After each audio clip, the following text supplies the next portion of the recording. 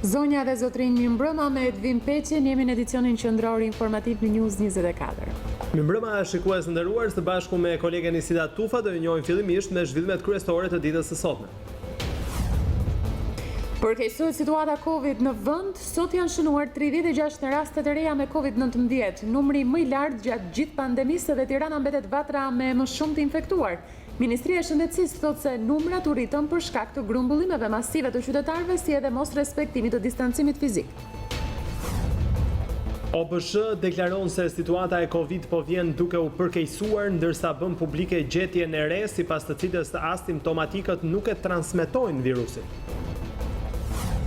Pas përplasjeve të forta me njëri tjetrin, kreu i shtetit Ilir Meta dhe kryeministri Edi Rama janë takuar sot në mbledhjen e Këshillit Kombëtar të Integrimit, duke takuar bryllat me njëri tjetrin si masë mbrojtëse kundër Covid-19. Në Këshillin Kombëtar të Integrimit, kryeministri Rama deklaroi se është hera e fundit që në Shqipëri miratohet një reformë me ndërhyrjen e ambasadorëve të huaj, ndërsa presidenti Meta bëri apel që reforma zgjedhore të miratohet shpejt në parlament dhe palët të mos heqin dorë nga dialogu. Grupi i Partisë Popullore Europiane vlerëson marrëveshjen mes qeverisë dhe opozitës për reformën dhe kodin zgjedhor. Ata u bëjnë thirrje autoriteteve të punojnë për përmbushjen e 15 kushteve, ndërkohë që zgjedhjet e ardhshme parlamentare lokale të zhvillohen me kodin e ri zgjedhor. Shqipëria ka arritur të emetojë eurobond 7 vjeçar, duke siguruar 650 milion euro nga tregjet ndërkombëtare me interes 3.62%. Kryeministri Rama e përkthen në besim të investitorëve të huaj në vendin tonë, që siç shprehet do të dalë më i fortë nga tërmeti dhe pandemia. 20 persona ka shoqëruar policia si dyshuar ose që kanë dieni për atentatin ndaj Ardian Çapjes dje në mëngjes në shtëpinë e tij në Elbasan. Vetë 55 vjeçari ka deklaruar para policisë se është rrëzuar në banesë dhe është dëmtuar nga një hekur në shpatull. Gjendja e tij mbetet kritike edhe pas operacionit. Ragip Hajdini, një nga të arrestuarit për grabitjen e rinasit, ka vdekur në burg nga një sëmundje e rëndë. Të afërmit do të padisin drejtorinë e burgjeve, pasi sipas tyre përshëndetjen e 50 vjeçarit nuk u tregua kujdes.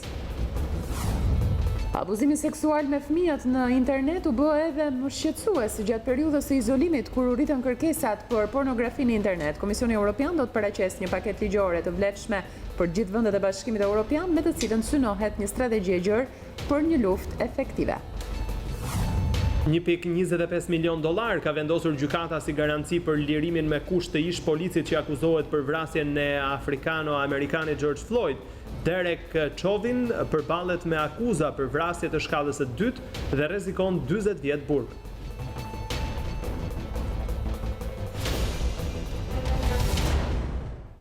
Do të vijojmë tani më gjerësisht. Përkeqësohet situata Covid në vend, sot janë shënuar 36 raste të reja me Covid-19, numri më i lartë gjatë gjithë pandemisë, dhe Tirana mbetet vatra me më shumë të infektuar. Ministria e Shëndetësisë thotë se numrat u rritën për shkak të grumbullimeve masive të qytetarëve, si edhe mos respektimit të distancimit fizik. Tirana dhe Shkodra mbeten dy vatrat më të nxehta të përhapjes së koronavirusit në Shqipëri. Ministria e Shëndetësisë ka raportuar shifrën rekord 36 të prekur në 24 orë, ku 27 raste i përkasin Tiranës dhe 4 raste janë në Shkodër.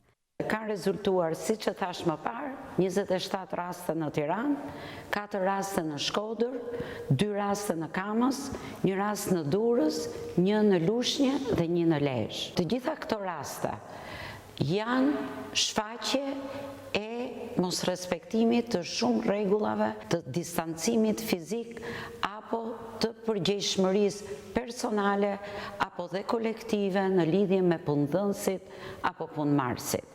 Por rastet e reja janë zbuluar pas dyfishimit të tamponëve të kryera nga ISHP në 24 orët e fundit. Në 24 orët e fundit janë testuar 359 persona, të cilët janë dyshuar për Covid-19. Rritje të numrit ka patur edhe në spitalin Covid-1, ku në 24 orët e fundit raportohen 7 shtrime të reja, 3 në gjendje të rënduar. Kemi edhe një rritje të rasteve të cilët po trajtohen pranë shërbimit infektiv në spitalin universitar në Tiranë, të cilat janë 41 raste dhe prej të cilëve 6 janë në terapi intensive dhe 2 të intubuar. Të gjitha këto tregojnë që COVID-19 nuk është lehtësuar, nuk është një sëmundje e cila kalon lehtësisht. Ndërkohë një vatër e nxehtë është zbuluar në shërbimin e hematologjisë në QSUT, ku sipas burimeve të News24 janë 7 punonjës shëndetësor të prekur me COVID-19, si dhe 2 pacient. Paradoksi është se një nga pacientët e infektuar në gjendje të rëndë është transferuar tek reanimacioni qendror, ku rrezikon të infektoj këtë shërbim dhe pacientë të tjerë kronik të shtruar në gjendje tepër të rëndë. News24 tentoi të merrte një prononcim ministres së shëndetësisë Ogerta Manastirliu, teksa dilte nga spitali karantin ku u takua me personelin e mjekëve dhe infermierëve. Por ministria refuzoi përgjigjen me fjalët se do të ketë një deklaratë institucionale për rastin konkret. Ka një infeksion të përhapur tek hematologjia. Do keni një informacion publik tani për fakt. Ndërkohë, vijon të jetë i mbyllur shërbimi mjekësisë interne, pas infektimit të shumicës së personelit mjekësor dhe pacientëve.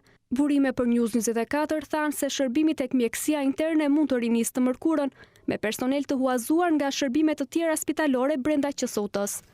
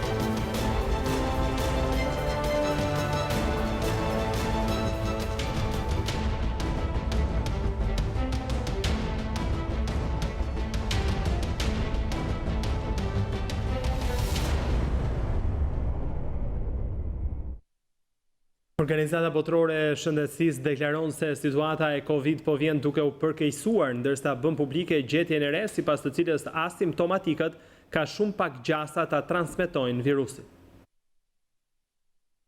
Kreu i Organizatës Botërore të Shëndetësisë Tedros Adhanom Ghebreyesus është shprehur se ndonse situata pas shpërthimit të koronavirusit në Europë është përmirësuar, në nivel botëror është duke u përkeqësuar. Ai theksoi se mbi 100.000 raste me COVID-19 janë raportuar në 9 ditët e fundit dhe se 75% e rasteve të një dite më parë kanë ardhur nga vetëm 10 shtete, shumica prej tyre nga Amerika dhe Azia Jugore. Rezultatet nga studimet që tregojnë se sa është ekspozuar popullsia ndaj virusit bëjnë të ditur se shumica e personave në botë janë të ndjeshëm ndaj infektimit, është shprehur kreu i OBSH-s. Sipas të dhënave të fundit, në të gjithë botën janë regjistruar mbi 7 milion persona të infektuar me koronavirus. Prej tyre mbi 3 milion janë shëruar, ndërsa mbi 400.000 kanë humbur jetën. Ndërkohë, Organizata Botërore e Shëndetësisë ka pohuar zyrtarisht se personat që nuk kanë simptoma të koronavirusit rrallë përhapin infeksionin më tej. Në bazë të dhënave që kemi, duket se mundësia që një person pa simptoma ta transmetojë virusin te një person tjetër është shumë e vogël, është shprehur epidemiologja e Organizatës Botërore të Shëndetësisë, Maria Van Kerkhove. Sipas saj, të dhënat e OBSH-s bazohen në raportet e vendeve që monitorojnë në detaje kontaktet e të infektuarve, përfshirë rastet asimptomatike. Ajo tha gjithashtu se njerëzit që nuk kanë simptoma të COVID-19 shpesh e kalojnë më lehtë atë.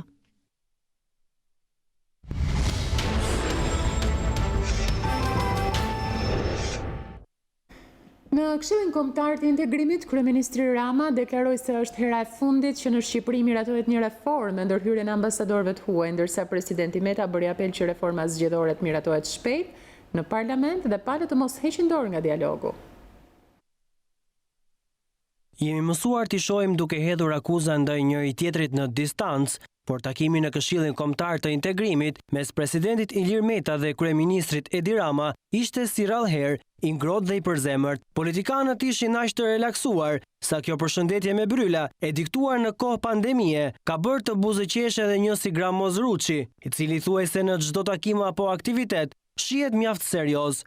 Në sinkron Meta dhe Rama ishin edhe sa i përket kërkesës së tyre që palët politike në vend të reflektojnë dhe të merren vesh me njëra tjetrën. Presidenti i vendit paralajmëroi se nëse nuk punohet në plotësimin e detyrave për vazhdimsinë e negociatave dhe nëse nuk ka progres, bëhet të ndëshkon, duke të kthyer prapa procesin.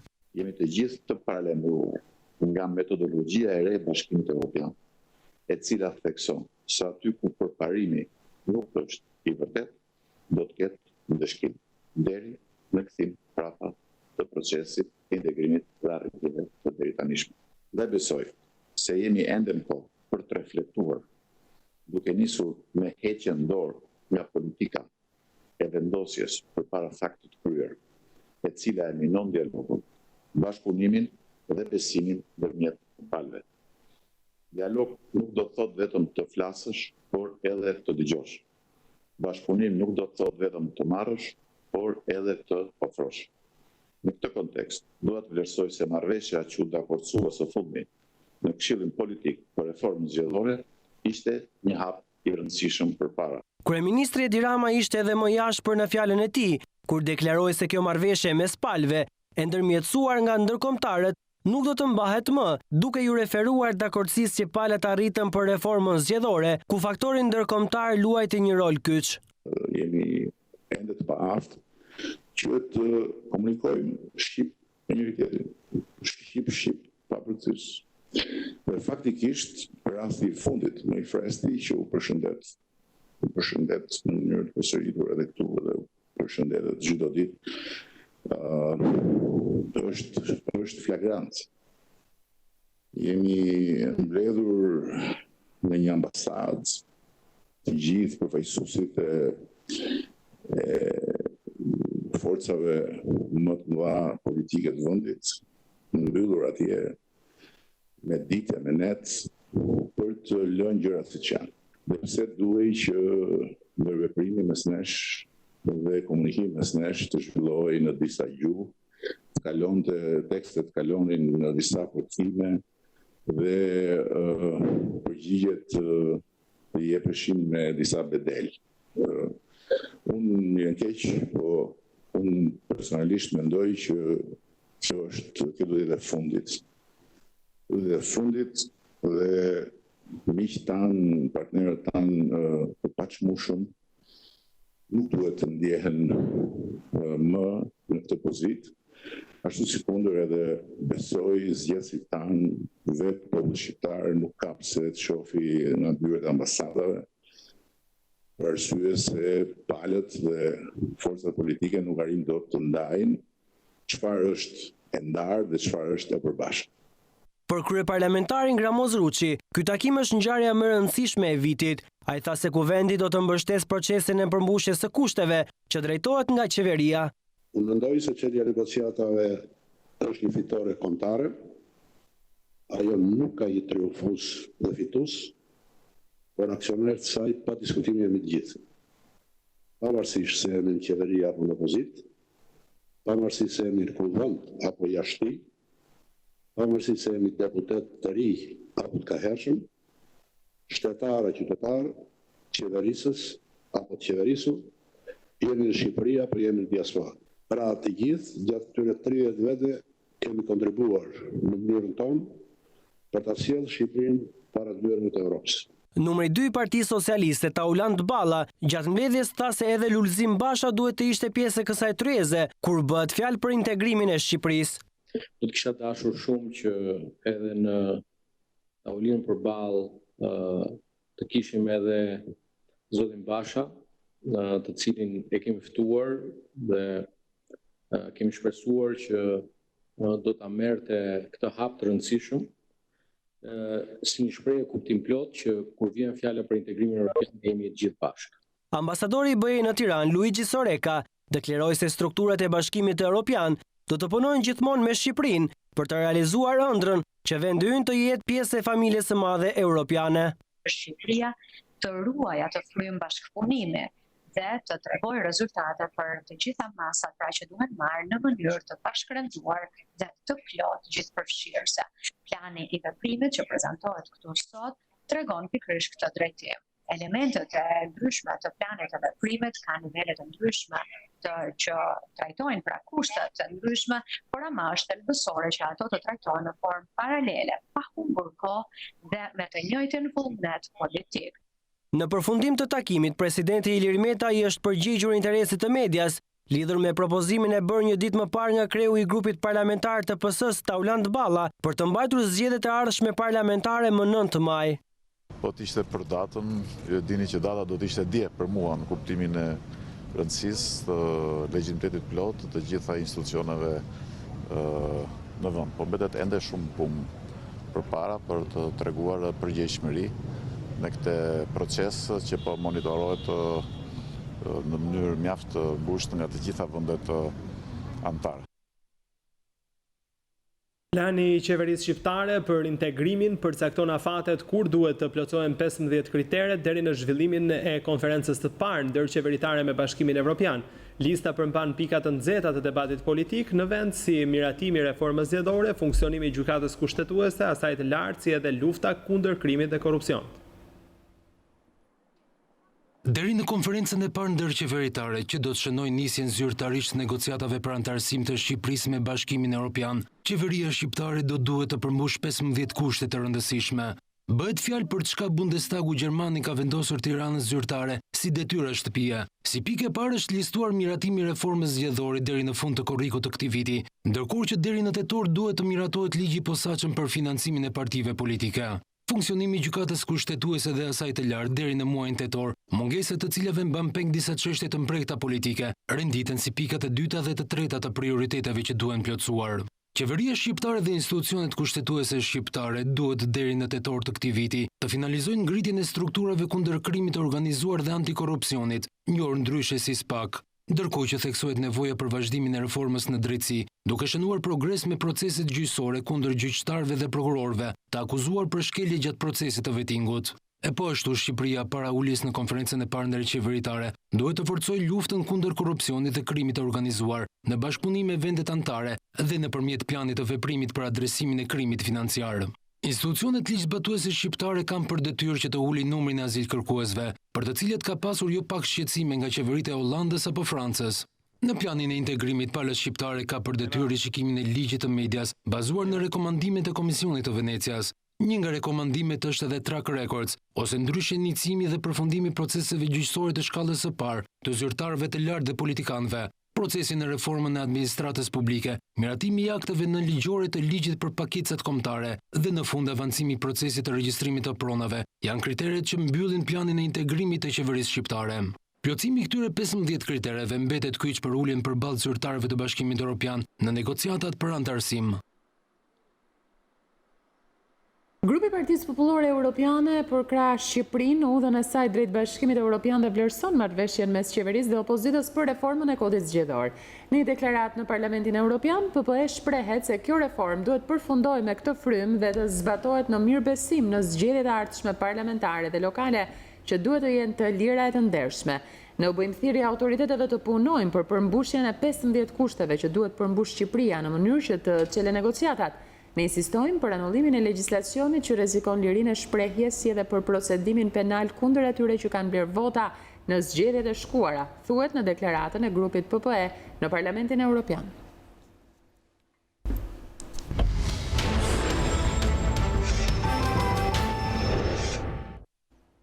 Do të kem tani komunikimin e përjavshëm me kolegët e Zërit të Amerikës, do të lidhem me Rudina Dervishin për situatën në të fundit në Shtetet e Bashkuara të Amerikës, patjetër protestat për vrasjen e afroamerikanit, por edhe zhvillime të tjera të rëndësishme. Rudina, të përshëndes. Përshëndetje Edin.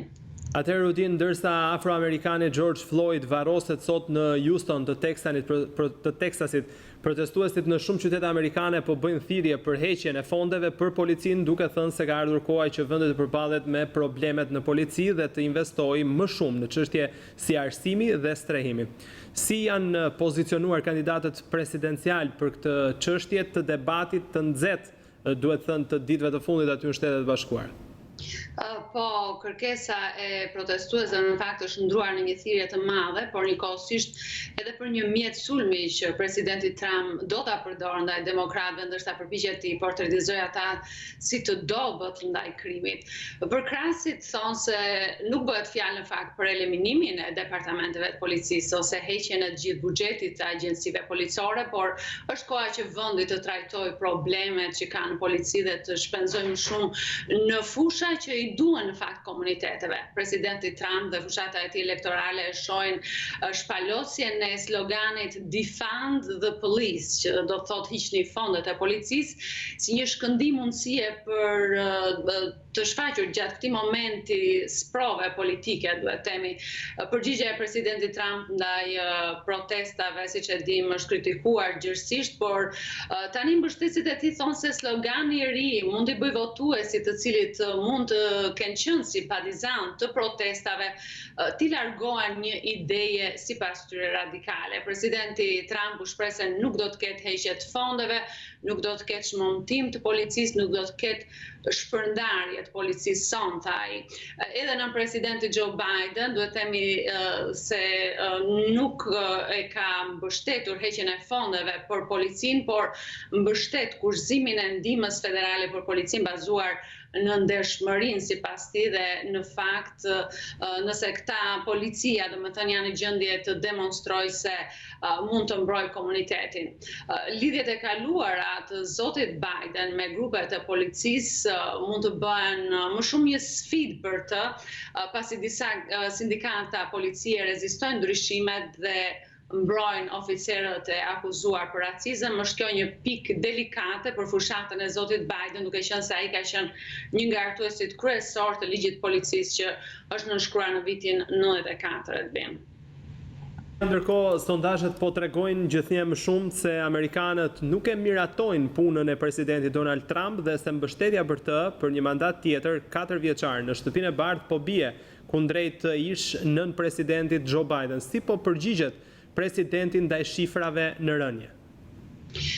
Po, në sondazhin e fundit të publikuar të hënën, CNN i tha se votuesit që u anketuan vetëm javën e kaluar nuk e miratojnë punën e presidentit Trump me një diferencë prej 57% me 38% dhe besojnë se ai do të humbas ndaj Bidenit me rezultatin e anketës 55% për kundrejt 41%-ve. Duhet themi se ky sondazh bëhet vetëm 5 muaj përpara ditës së zgjedhjeve më 3 nëntor. Presidenti Trump e holli poshtë sondazhin e CNN-it në një postim në Twitter, duke pretenduar se sondazhi sipas tij ishte aq i rëndë sa edhe raportimet e CNN-it. Trump tha se ai kishte të njëjtat shifra ose më keq, më dobët kundër Hillary Clintonit, ish sekretarja e shtetit që ai e mposhti në zgjedhjet e 2016-s. Në fakt, gazeta Politico shkruan sot se presidenti Trump po bëhet gjithnjë e më shumë nervoz për drejtimin e fushatës së tij, ndërsa po paraqitet dobët në sondazhet e fundit. Ai po mendon në fakt të rikthej sipas zyrtarëve të kontaktuar nga Politico, po mundohet të rikthej ndihmësit e tij më besnik nga fushata e suksesshme e vitit 2016.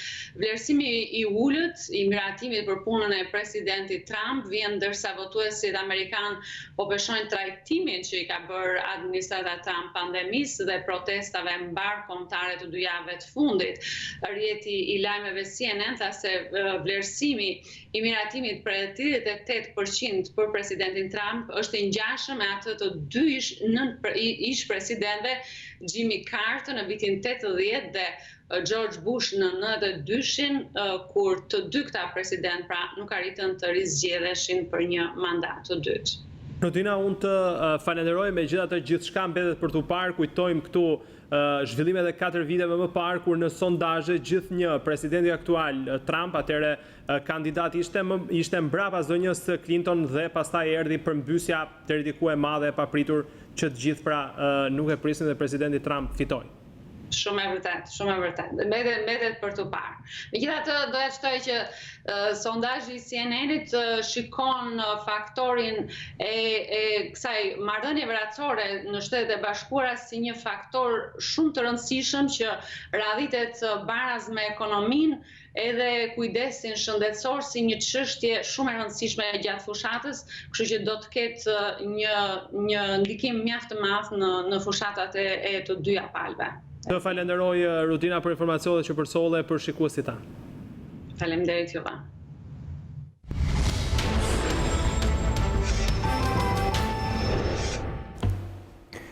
Njëzet persona ka shoqëruar policia si të dyshuar ose që kanë ndjeni për atentatin ndaj Ardian Çapjas dje në mëngjes në shtëpinë e tij në Elbasan. Vetë 55 vjeçari ka deklaruar para policisë se është rrëzuar në banesë dhe është dëmtuar nga një hekur në shpatull. Gjendja e tij mbetet kritike edhe pas operacionit. 24 orë pas atentatit në banesën e Ardian Çapjas, policia ka shoqëruar më shumë se 20 persona si të dyshuar ose që kanë ndjeni për ngjarjen. Janë sekuestruar kamera sigurie në një zonë të gjerë dhe po kqyren jo vetëm pamjet e ditës së djeshme, por edhe të ditëve më parë, pasi ka dyshime se atentatorët e kanë studiuar zonën më herët. Pas 15 minutash nga atentati, në lagjen Skënderbej u gjet rësisht i djegur mjeti Volkswagen Sharon. Policia ka mundur që të dallojë targën e tij, AA 821 MD. Nga hetimet rezulton se targat i përkasin një mjeti Citroen C3 dhe janë të deklaruara të vjedhura në Kruj një vit më parë më datë 6 maj të vitit 2019. Duke pasur dyshime se mjeti është i atentatorëve, policia ka kqyrur më intësisht brenda tij, ku ka gjetur dhe ka sekuestruar një armëzjarri të dëmtuar në dukje sniper. Pasi është çuar në laborator, ekspertët kanë mundur të përfitojnë numrin e serisë së armës dhe po bëhen verifikime për të kuptuar nëse është e regjistruar. Në mjetin e djegur, policia ka gjetur edhe një silenciator, i çmontuar i cili do të dërgohet për ekzaminime të mëtejshme. Nisur nga provat e grumbulluara, ka dyshime se atentati është kryer me sniper silenciator. Ndërkaq fill pas ngjarjes dje rreth orës 9:30, policia ka mundur t'i marrë një deklarim të shkurtër Ardian Çapjes në spital.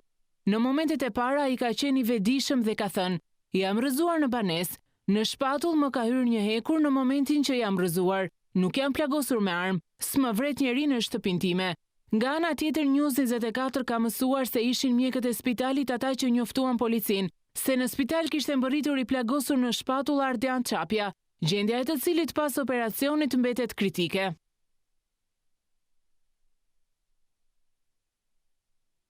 Ka ndruar jetë në paraburgim në moshën 50 vjeçare, një nga protagonistët e grabitjes të bushme në Rinas të ndodhur më 9 prill 2019. Bëhet fjalë për Ragip Hajdinin, i njohur edhe si Daja nga Kosova. Avokati i tij, Baftiar Rusi, paralajmëroi kallëzim penal ndaj drejtorisë së burgjeve, pasi sipas tij Hajdini nuk kishte marrë trajtimin e duhur shëndetësor në paraburgim.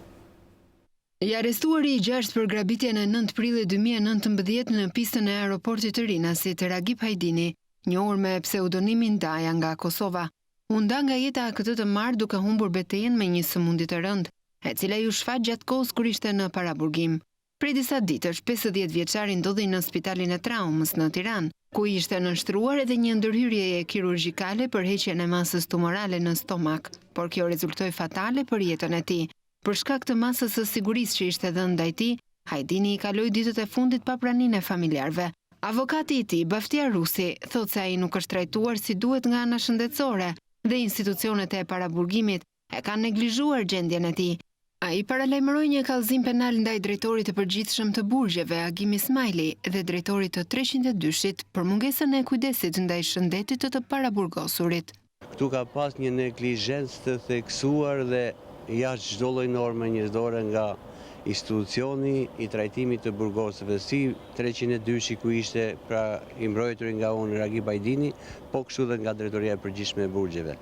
Neglizhenca ishte asaj natyre, me fjalë mesjetare, njerëzore, jo humane, sa që është ngrit në revolt kretë sektori, pra, duke ditur dhe duke pa përkeqësimin që kishte gjenja shëndetësore e tij, dhe në momentin që është ngrit revolt dhe kanë shkallmuar dyert e paraburgosurit, ka shkuar në spitalin universitar të traumës. Ai person ndroi jetë fatkeqësisht pa pasur një familjes tek koka.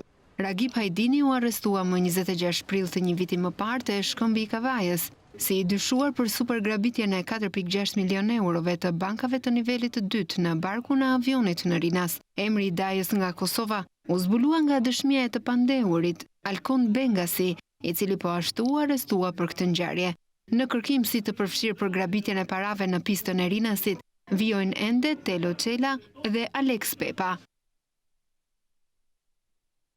Ngjarjet e fundit kriminale të ndodhura në vend për ministrin e brendshëm Sander Leshaj kanë shkak heqjen e karantinës dhe masave tjera kufizuese, situatë që është të shfrytzuar nga grupet kriminale. Leshaj kërkoi angazhim më të madh të policisë për luftimin e këtyre grupeve kriminale dhe goditjen e financave të tyre ndërmjet OFL-s.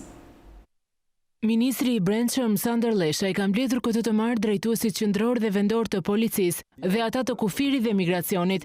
Ministri Leshaj ka deklaruar se heqja e karantinës dhe masave të tjera kufizuese janë shfrytëzuar nga grupet kriminale dhe sipas tij kjo është arsye që javët e fundit ka pasur disa ngjarje të rënda kriminale.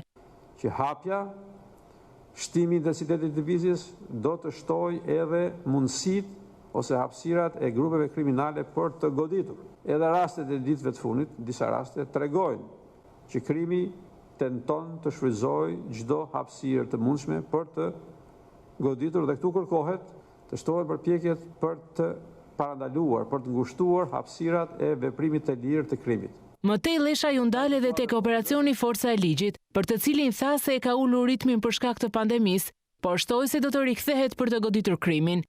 Ka patur një periudhë që të ndryshimit të ritmit të operacionit për shkak të pandemisë, e cila tashmë ka përfunduar dhe kërkohet që të gjithë strukturat të vazhdojnë me ritëm të shtuar përpjekjen për të vijuar misionin e përcaktuar nga ligji për goditjen e krimit organizuar në pjesën e financave dhe pjesën e pasurive të tij. Të parëve u vjen radha atyre që kanë llogari më të mëdha për të shlyer me ligjin dhe me qytetarët shqiptarë. Mbrojtja e mjedisit ka qenë një temë tjetër ku është ndalur ministri i brendshëm. Ai u ka bërë thirrje vartësve që të zhvillojnë sa më shumë aksione për të ndëshkuar ndotësitë e mjedisit.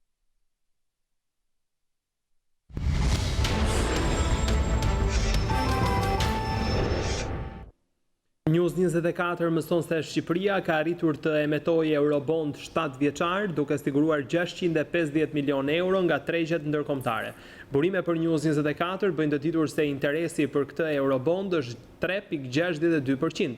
Mësohet nga burime jo zyrtare se oferta investitorëve ishte rreth 3.2 miliardë euro. Përqindja vlerësohet si tepër e favorshme nga ekspertët sepse Maqedonia, që ka një vlerësim BB+, ka marrë interes më të lartë 2 javë më parë. Nga ky eurobond, 200 milion euro është rifinancim dhe pjesa tjetër është borxhëri. Për emetimin e këtij eurobondi ka reaguar në Twitter edhe kryeministri Edi Rama. Rama thotë se Shqipëria është vlerësuar në mënyrë spektakolare dhe tregjet ndërkombëtare ku ka dalë për eurobondin 650 milion euro. Sipas kreut të qeverisë, përgjigja për eurobondin në Shqip përkthehet: besojmë tek Shqipëria dhe tek libri i llogarive të saj. Në postimin e tij, kryeministri sulmon edhe opozitën që sipas tij nuk din t'i gëzohen asnjë të mire të këtij vendi.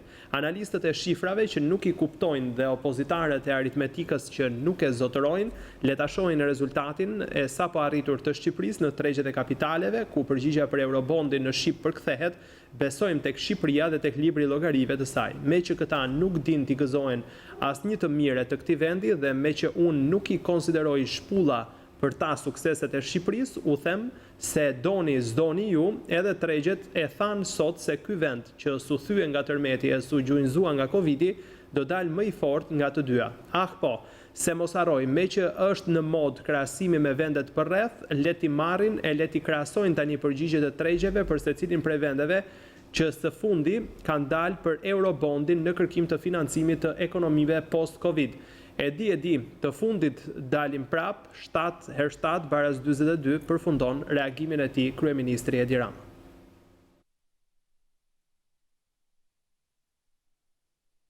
Në Laprak, kryedemokrati Lulzim Basha vizitoi bizneset e vogla. Tregtarët thanë se xhiroja është ulur dukshëm pas pandemisë, ndërsa Basha u premtoi se ata do të paguajnë vetëm 0.5% të fitimit me ardhje në pushtet të Partisë Demokratike. Kryetari i Partisë Demokratike Lulzim Basha është takuar me banor dhe drejtues të biznesit të vogël në Laprak, ku ka dëgjuar shqetësimet e tyre që lidhen me rënien e fuqisë blerëse pas pandemisë. Ka mos puna ngrihet atë kulturë të çim, nuk po lviz. Ose kanë dhënë të paguan me fitimet apo i paguan nga xhepi? Po ca nga xhepi ca, ashtu është më që shkoi për shkak të shumë keq. Ata u ankuan se ndihma e qeverisë ishte pamjaftueshme, ndërsa Basha pa nga afër se disa biznese hapnin dyert thjesht sa për të dalë në punë, pasi fitim nuk kishin. A ke filluar herët sot? Po, s'ka punë. S'ka punë. A ke shit gjë sot? Asja vrej që kemi ardhur. Ashtu. Dyqanet e janë treguesi më i mirë i xhepave të njerëzve. Në sa vjetra se sa është çafja në lista që marrin pa lekë. Hape po tregon. Të ta thënë minë qershor që do më hapë të si. Ti ka paguar akoma? Jo. Biznesi po mbijetoj me zorë. Sa kohë ka kështu? 6-7 vjet ka. Si po duken punë? Jeni i dytja e treti që kemi shkelur në dyqanin tim. Ashtu. Me të tjerë si përmarrës të vegjël, Basha ka ndarë politikën e Partisë Demokratike për të ndihmuar këtë biznes, teksa shtoi se në shumicën e rasteve konsumi ka rënë pasi tregtarët ndihen të kërcënuar nga tatimorët. Më shumë frikën nga shteti, nga gjithçka. Edhe kjo që ka ardhur tash këtu, do rrimë hije gjithstatike është. Dy gjëra do them. E para punës do të çlironi nga ky ankth, edhe si qytetar dhe si biznes. Kjo është sfida ime e parë nesër. Të çlironi nga ky ankth. Mos shifni më inspektor me sy. Paguni atë 0.5% do jetë taksa vjetore, s'do keni tarifa e taksa lokale. Do keni pullën këtu ke dera dhe nuk do lejohet prani inspektorësh në biznes. Sepse prania e inspektorëve në biznes është shkak për korrupsion. Basha garantoi biznesin se qeveria e tij do të jetë në krah të tyre dhe jo të një grushti njerëzish që sipas kryedemokratit kontrollojnë sot ekonominë dhe pasuritë e vendit. Ministria e Financave Anila Denaj në turin e komunikimeve me biznesin ishte në Lezhë, në një nga bizneset përfituese nga masat e qeverisë, i cili është mbështetur nga Garancia Sovrane 1 për pagën e luftës për 60 punojësit. Lidhur me Garancinë Sovrane 2, Denaj u shpreh se bankat janë duke aplikuar procedurat pas firmosjes që u krye nga Ministria e Financave dhe Ekonomisë me bankat tregtare në vend. Gjithë bankat e sektorit financiar bankar për garancinë e 2 sovrane janë duke aplikuar procedurat mbas firmosjes që u bën javën e kaluar me Ministrinë e Financave dhe për ata klientë që kanë paguar dhe kanë marrëdhënie të mirë banka se ajo bënte menjëherë automatikisht rimbursimin. Në garancinë e 2 sovrane do të kemi pak nevojë për një analizë financiare, jo ne, po banka. Megjithatë, banka duke pasur një kolateral garancinë e shtetit në masën 60%, së pari ju do ju mundsoj një ulje të kërkesës për kolateral, sepse do jetë vetëm për pjesën e saj. Ndërkohë për ju, si për kapital qarkullues, apo në një makineri të re, që ju mundet të dali sot si një nevojë për të rritur prodhimin, për një afat 5 vjeçar mund ta merrni dhe brenda 90 ditëve nga data e fillimit të aplikimit keni mundësi për të aplikuar. Sigurisht, politikat e qeverisë shqiptare janë që nëpërmjet stimulimit të rritjes së investimeve në aktivitete të cilat do të rrisin produktivitetin, konkurrueshmërinë dhe cilësinë, që edhe ju bëni pjesë, do të mundsoj jo vetëm këto skema garancie, po dhe skema të tjera garancie, politika grandesh, politika të punësimit dhe të arsimit profesional, që në planin e rimëkëmbjes të gjejni veten dhe të keni mundësi që të dinamizoni pjesën e ekonomisë post-Covid.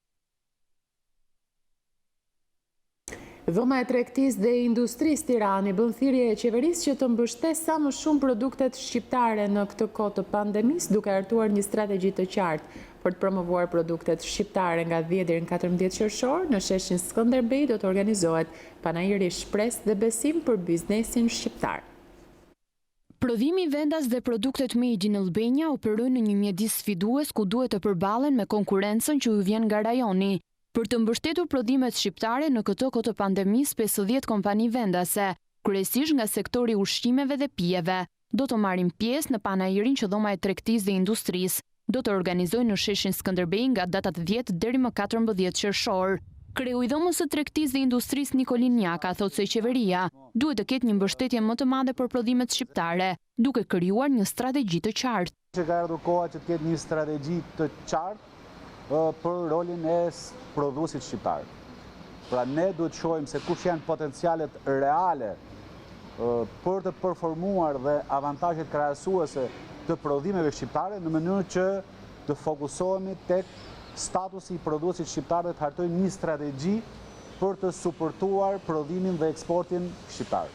Brenda këtij sesioni parlamentar, qeveria pritet të çojë në parlament nismën për heqjen e tatim fitimit për bizneset me xhiro deri më 14 milion lekë. Zërimi i tatimit mund të shoqërohet edhe me heqjen e TVSH-s, po për këtë kategori për të njëjtën periudhë kohore.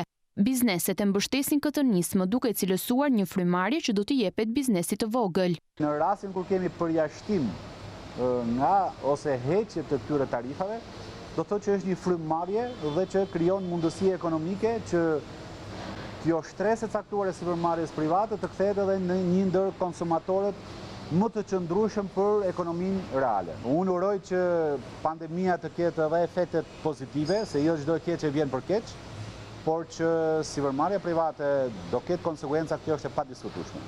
Ndërsa në lidhje me deklarimin vullnetar të pasurisë që qeveria synon të ndërmarrë për të legalizuar të ardhurat në të zezë të bizneseve, individëve dhe migrantëve, sipërmarrja kërkon dialog të plot me grupet e interesit për këtë amnisti, pasi kjo nismë do të inkurajonte për më shumë formalizim. Nëse kjo amnisti fiskale do ketë një dialog dhe komunikim me të gjithë grupet e interesit, duhet ta bindi dhe në sipërmarrjen e ndershme që të inkurajohet duke menduar që do kemi një formalizim të ekonomisë dhe nuk do kemi më fenomene negative të cilat e shqetësojnë realisht ekonominë e vendit. Qeveria planifikon që amnistia fiskale të zgjasë një vit. Sipas draftit është propozuar që legalizimi i të ardhurave do të kryhet kundrejt një tatimi që do të paguajnë individët, të ndarë në disa kategori.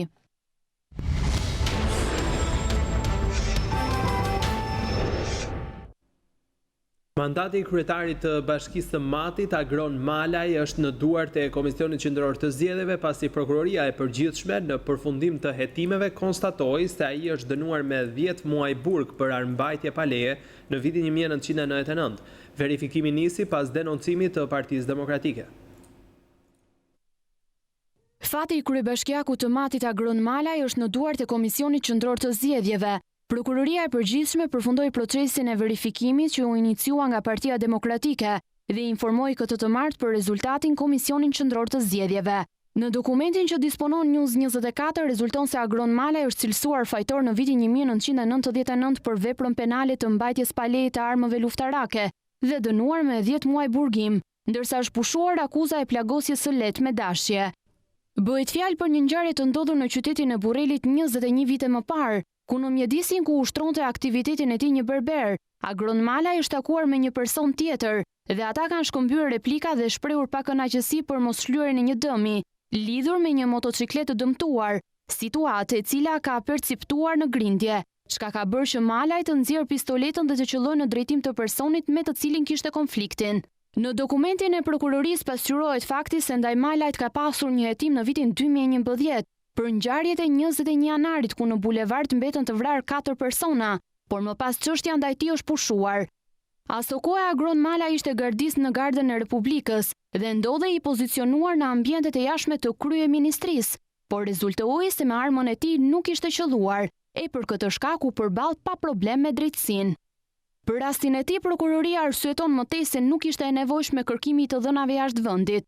Lidhur me mandatin e Malajt, prokuroria thotë se nuk mund të shprehet, pasi kjo është detyrë e KQZ-s.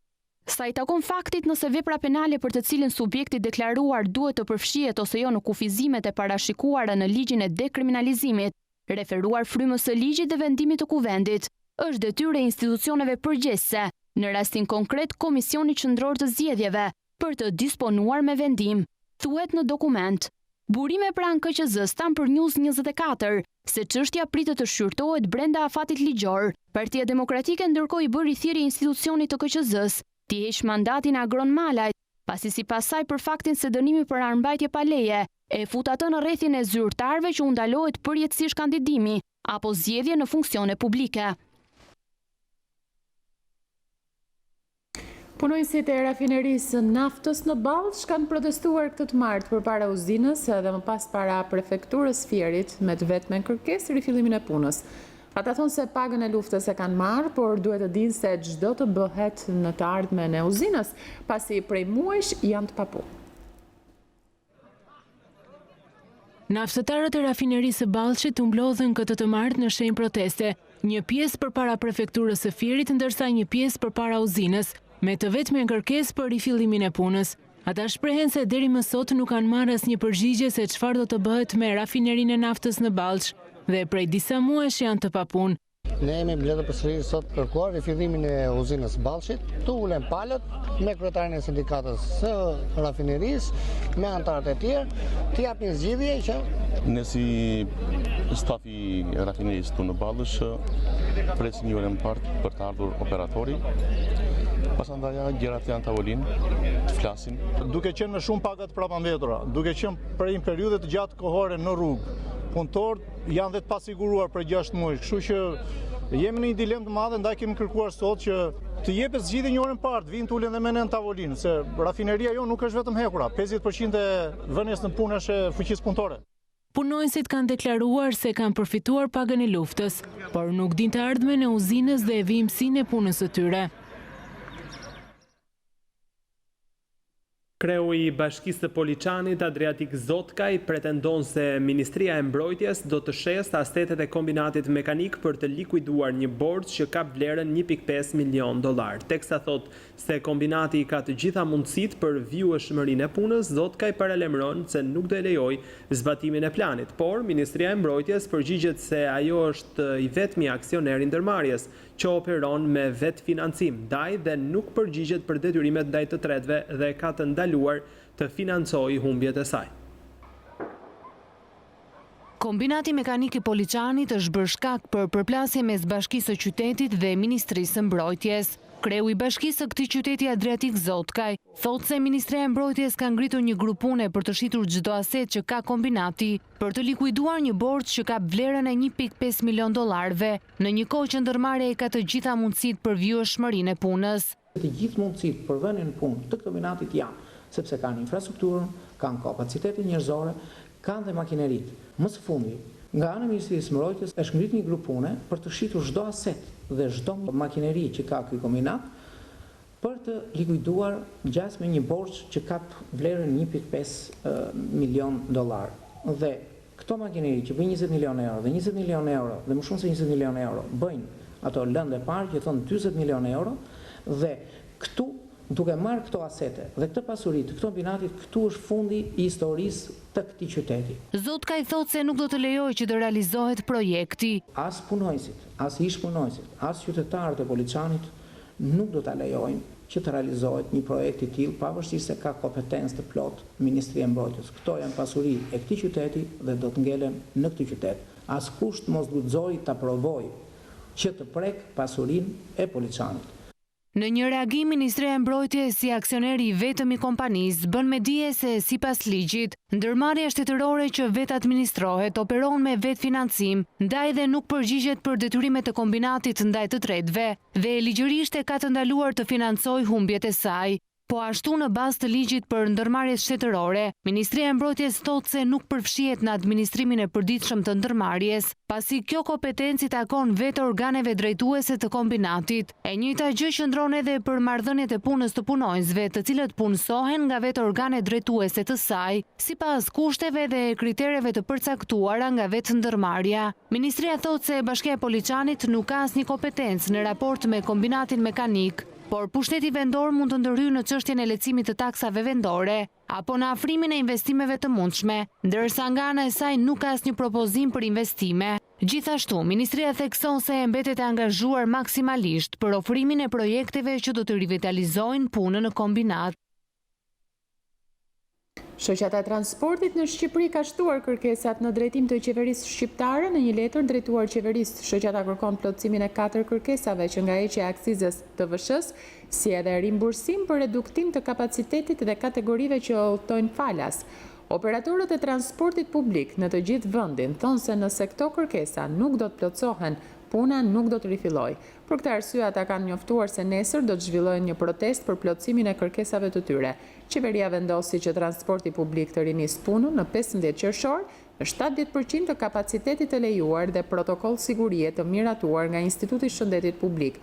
Më herët, kryeministri Rama tha se qeveria do ta mbështesë këtë sektor përmes njohjes si shpenzim të zbritshëm të 100% të konsumit të naftës, si edhe duke mos ju marrë taksa deri në 31 dhjetor 2020. Gjithashtu Rama lajmëroi se nuk do të ketë në asnjë mënyrë rritje të çmimit të biletës, por sipas shoqatave të transportit, nisja e punës me kapacitet të reduktuar dhe me çmimet aktuale të biletave do të çonte drejt falimentimit të sektorit.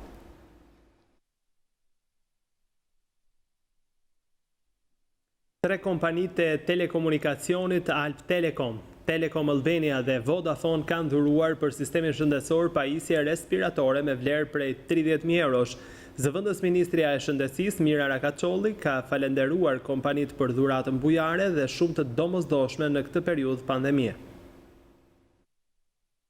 Në një kohë kur sfida me pandemin vazhdon me rritje të numrit të infektuarve gjatë ditëve të fundit, kompanitë e telekomunikacionit Alp Telekom, Vodafone dhe Telekom Albania kanë dhuruar për sistemin shëndetësor pajisje respiratore me një vlerë prej 30.000 eurosh.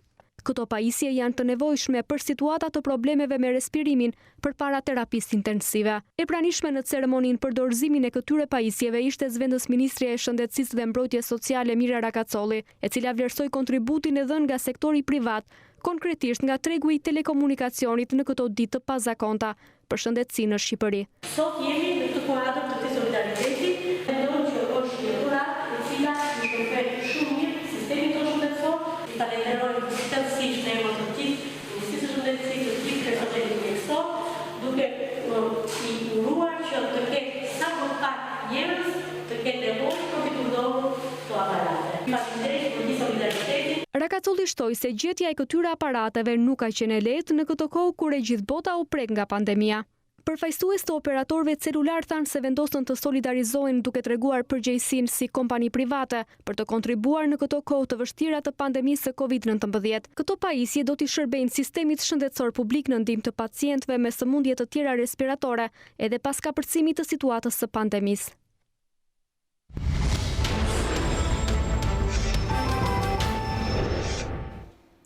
Partitë shqiptare të luginës së Preshevës në zgjedhjet e 21 qershorit në Serbi kanë dorëzuar një listë të përbashkët kandidatësh. Presidenti Ilir Meta përshëndeti këtë vendim të partive shqiptare duke shprehur bindjen se pjesëmarrja sa më masive e shqiptarëve në zgjedhje bashkëpunimi të gjitha subjekteve politike për rritjen e përfaqësimit të shqiptarëve si edhe bashkëpunimi i tyre i ngushtë me faktorin ndërkombëtar do të garantojnë forcimin e zërit të popullsisë shqiptare në funksion të plotësimit të kërkesave dhe të drejtave të tyre legjitime në Serbi.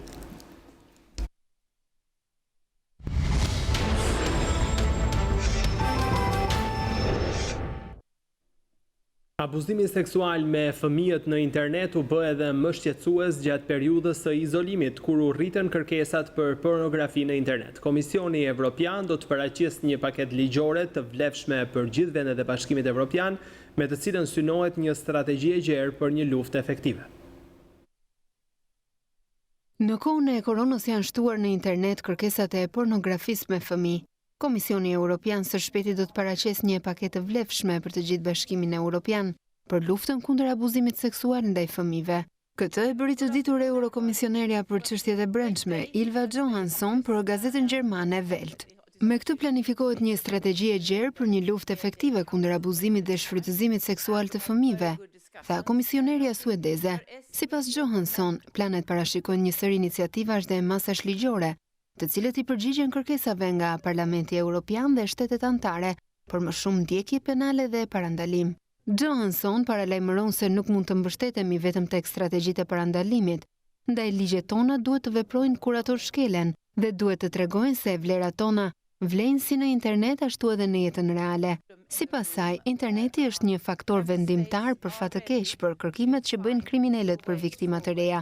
Që nga koha e krizës së koronës, është rritur kërkesa në internet për materiale që përmbajnë pamje të abuzimit seksual me fëmijë në disa vende anëtare, madje me 30%.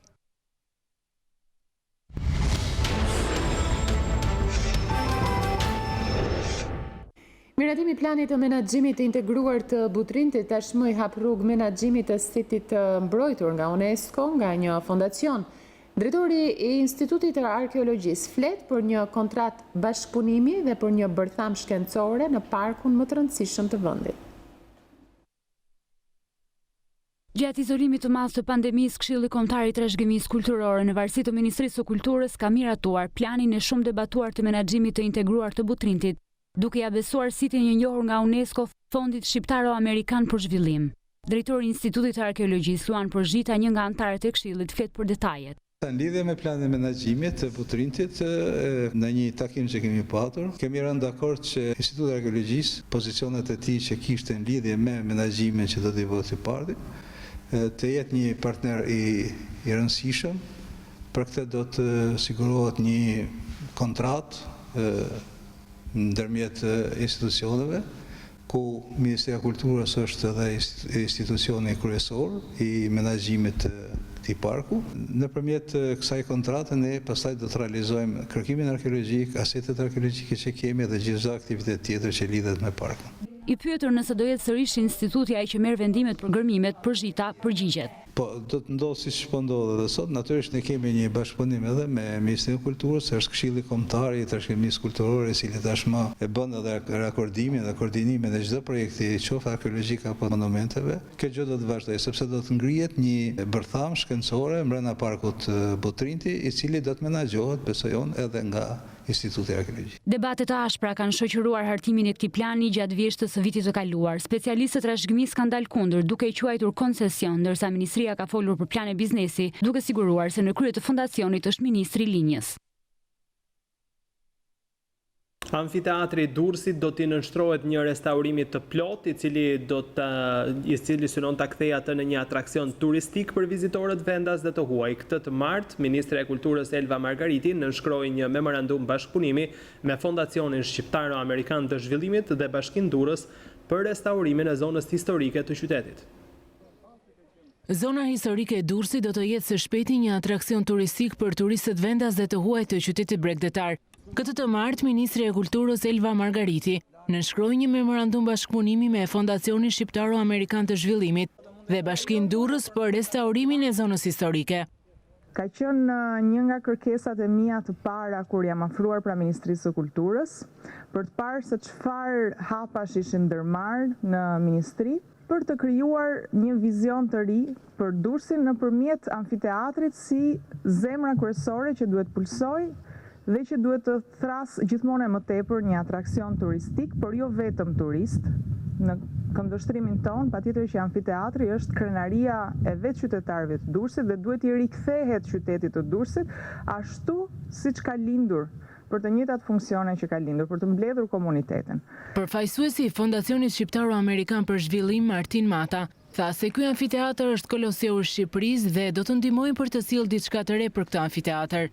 Unë besoj që nuk do ishte egzagerim qofse do quanim Durrësin në Romën e Shqipërisë dhe këtu ku jemi, këtë amfiteatër ta quanim Koloseun në ti. Ndërhyrjet e fondacionit që më së shumti për publikun njihen si pedonalja e Shkodrës apo pazari Krujës apo pazari Korçës apo i Gjirokastrës apo i Vlorës apo pazari Tiranës, do kenë në listën e tyre tashmë edhe zonën të Durrësit, e cila pa diskutim që do t'i shtohet si një margaritar i vogël zonës Durrësit. Plani i menaxhimit është hapi i parë që do të realizohet, më pas do të deklarohet edhe fondi i nevojshëm për ndërhyrje në terren.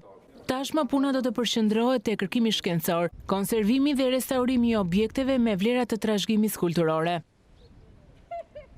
Arkeologu i njohur Neritan Ceka del kundër deklaratave të kritikut italian Sgarbi për Bylisin si qytet grek. Ai e gjen fajin të shoqëruesit shqiptar të tij dhe vë në dukje originalitetin e Bylisit. Vizita e kritikut italian të artit në Shqipëri, Vittorio Sgarbi, u shoqërua nga disa pritje ndërsa postimi i tij ku e cilëson Bylisin si qytet grek ka ngjallur debat me specialistët të trashëgimisë. Se un edificio è greco o è illirico, è greco, caro vergognoso ignorante. Sgarbi cilëson ignorant ata që e kundërshtojnë, ndërsa një prej zërave më me autoritet në arkeologji i përgjigjet. Kompetenca e tij në fushën e artit është e padiskutueshme, por është historian i mesjetës, themi i Rinascimentos, nuk është historian i antikitetit, nuk mund t'i di këto gjëra. Ajo që më shqetëson tek deklarata e Sgarbit është mos informimi i tij. Pra një mik i shtetit shqiptar ftohet për të bërë propagandën në Shqipëri, duhet të evidentojë dhe kulturën. Pra për çdo turist është më interesant të vizitojë Bylisin si qytet i lirë, qytet e grek ka me qindra. Arkeologu i njohur duke bërë dallimet mes qyteteve greke e ilire, i vesh një pjesë të madhe të fajt shoqëruesve shqiptar të Sgarbit. Bylisi është një dëshmi e përpjekjes së një populli të lashtë për të nxjerrë diçka origjinale që është teatri. Sgarbi ka parë thotë është një teatr i madh dhe i thjeshtë, nuk është i thjeshtë. Është teatri më i komplikuar i kohës. Ku i kanë treguar që afër ishte edhe shëtitora ish 140 metra gjatë, që është një kryevepër arkitekturës së asaj kohe. Nuk i kanë treguar që është stadiumi, që është cisterna, që janë kishat paleokristiane. Shoqëruar nga ignorant, nuk e ka fajin Sgarbi. Pavarësisht se është për Apollonis, sheshi publik është krejt ndryshe nga Apollonis. Ky është një shesh i tipit geometrik. Sgarbi, personazh i artit dhe medias italiane, ka pasur disa postime për vendin tonë gjatë vizitës së tij. Përfundon këtu edicioni qendror informativ. Por për të informuar shikues nderuar, ne ju kujtojmë se mund të klikoni në faqen e internetit balkanweb.com duke shfletuar online edhe informacionet më të fundit të gazetës shqiptare ose duke na ndjekur në kohë reale nëpërmjet live streamit. Ju falenderojmë për vëmendjen tuaj, bashkë natën e mirë. Vazhdoni të qëndroni në shoqërinë e programeve tona.